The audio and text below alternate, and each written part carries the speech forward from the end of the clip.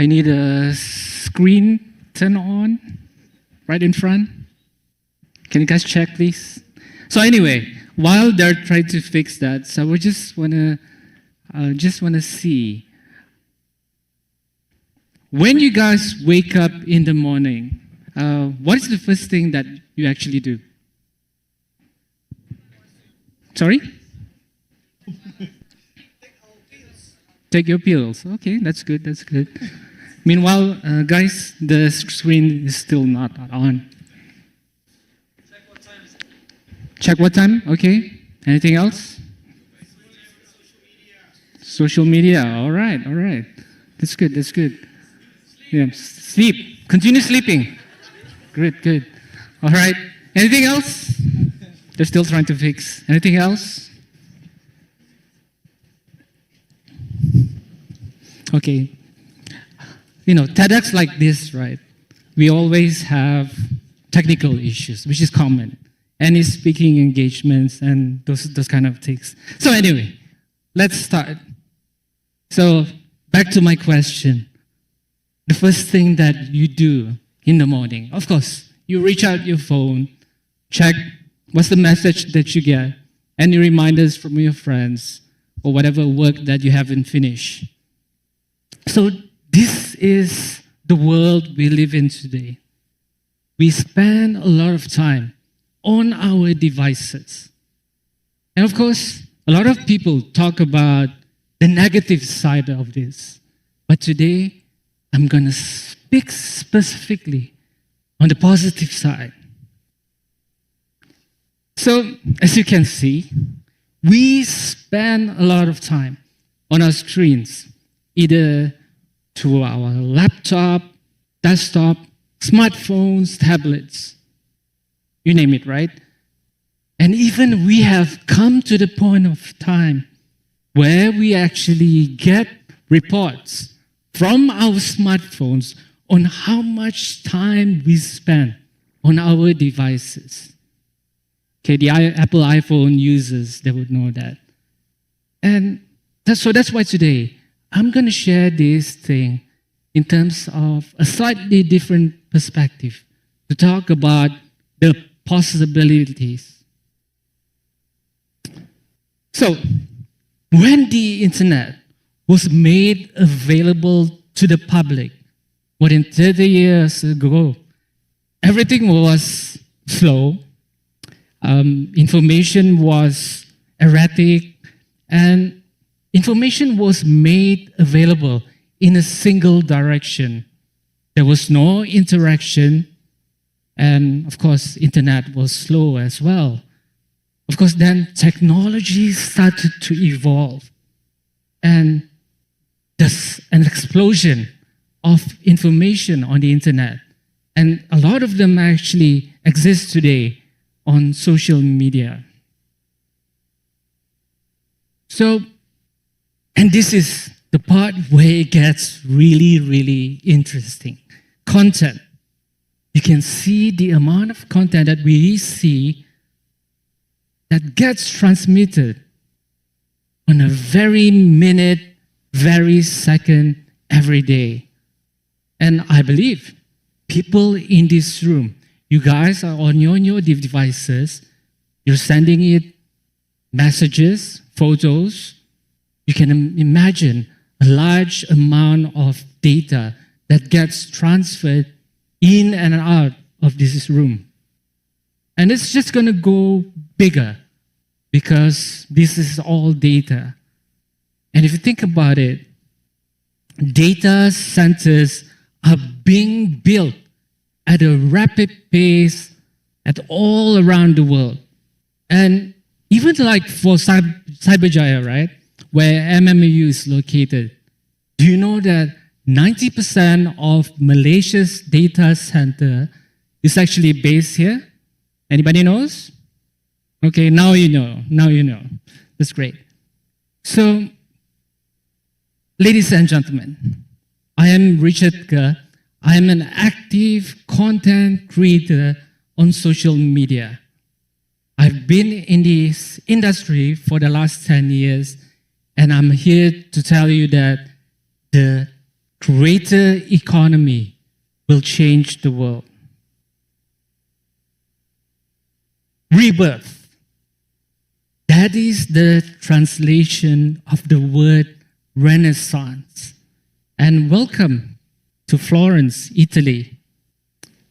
It was the birthplace of the Renaissance in the 14th century, which was a period that lasted for about 200 years.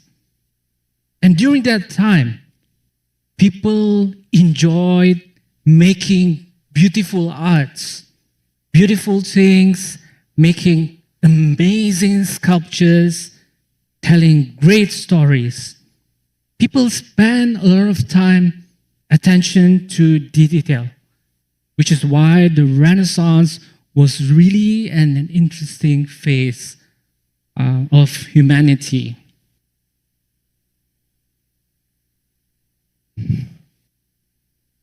So during the Renaissance, right, people also got interested in learning and science. People started to question things. They tried to understand why and they study the world, basically. And a lot of the discoveries happened during that period. For example, science, maths, space, astronomy, and those kind of things.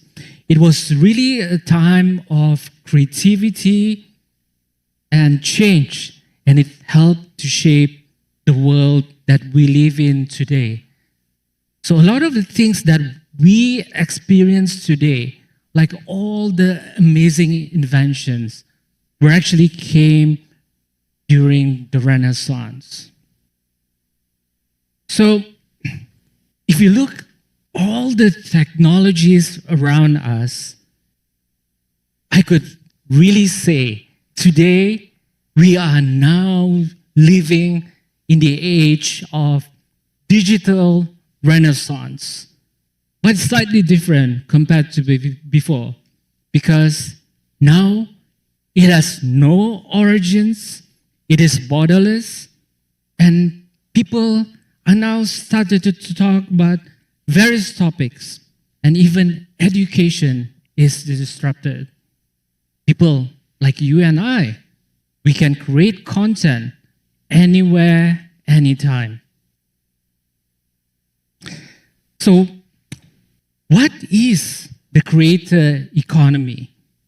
So think about talent, like singing, dancing, drawing, and I believe every one of you here, you have your own talent. So basically, it's turning talent into something for people to enjoy, and then they would be able to pay you for it. And basically, it's making people happy. And that is actually the background of creator economy. So for example, you like public speaking and you want to teach people, and you create that content on social media to teach people on how to do public speaking. So people like it and people pay for the work that you have done. So the creative economy is basically using creativity and talent to bring value to others. So for example, you can write stories, creating cool videos, or even design cool toys. So it is an opportunity for creators to share their creation with everyone. And of course, at the same time, to make money as well. So this is Chamath Palihapitiya. So he is a $1 billion investor who helped scale Facebook to 1 billion users. So recently, he made a prediction on social media, about social media. He believes that the creators, online creators, would be the billionaires of the future. And this is what he said. Firstly, we are experiencing three waves. The first wave is platforms. Giant technology companies like Apple, Google, basically created the iPhones and Android phones. So that became the foundation of social media. So the first wave, platforms, it created a lot of users, a lot of value to the whole ecosystem. And secondly, wave number two is basically the apps. So these are all the apps that you have: TikTok, Instagram, Facebook, LinkedIn, Instagram. And these apps basically sit on the platform, which I just explained earlier. And Chamath basically mentioned that these apps are basically the atomized version of the platforms. It also created billions of users, also created trillions of dollars of values. And I believe, like you guys here, right? I'm sure you have already started to send out photos and videos, right? Okay, you guys are lying. So, wave number three, content creators. And this is where it gets really, really exciting. Content creators basically builds business on top all of these platforms. And large creators like Mr. Beast, who has 155 million followers on YouTube, and Kabilim. Kabilim was unknown before the pandemic, and now he became extremely popular. He's actually the largest TikTok account holder in the world with 157 million followers. And if you think about combining all of these creators online, they would have already created more than 1 billion users across the world. So if you think about it, it makes sense, right? People attracted to creators. People are attracted to personal brands. It's no longer about attracted to a faceless corporation, a faceless social media pages, because these creators, they drive attention and they drive people to go to social media and spend time there. And they also build communities.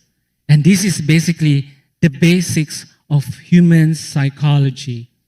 And according to Insider Intelligence, which is a research company, they found out that last year, the creator economy size is about $105 billion. So, how does the creator economy drive the future? So, it is basically how everyone would be able to contribute to a larger cause, to a larger purpose, right? And that normally is related to our planet, people, like what are the things that we care about, like climate change, for example. And the content that everyone is able to create would contribute to this larger cause to help the planet to be better. Because, as I mentioned earlier, through social media, information gets transferred at a much faster speed. And people, they can be educated, entertained, inspired, basically round the clock, 24 hours, right? Anyone can teach on any topic. You can learn anything today. Knowledge becomes liberated. So that helps accelerate in innovation. And experts, they get discovered everywhere, in any fields, in any industries. And businesses change, lifestyle change. We are able to work from anywhere today, and that was not possible 30 years ago. So we become sort of this global movement to help humanity move forward. So how do you take part in this exciting, greater economy, which I believe everyone should, right? Whether you want to contribute in a small or big way. Firstly, you need to have a mindset change. Your mindset is everything. You need to know your purpose. You need to know your why. Why do you want to be part of this greater economy? And I can assure that it will help accelerate your growth. It opens up endless opportunities. And thirdly, you would be able to become the expert in your field or in your niche. And secondly, be yourself. You have to be yourself. In a world where everybody is trying to copy somebody, be yourself. So you should leverage on your skills, experience, identity, personality, passion, hobbies, and you create content around them. Because if you think about it, the world has almost 8 billion people. And I believe your community is out there, and they're actually searching for you. And thirdly, just start. Social media platform is free. Because if you don't try, you never know. Of course, to be a great content creator, it takes time. It takes patience. So for example, you sell cars. Instead of just telling people that you sell cars, create short videos and educate people about the car industry. And the opportunities are actually endless. So let us all be the creators of the future, but not the product of the past. We focus on the good stuff, on the positive side of social media, and whether you like it or not, we are already in this journey, right? The greater economy journey. So let us all be meaningful and purposeful creators. And with that, we will be able to drive humanity forward and making this place or this planet a better place. Thank you.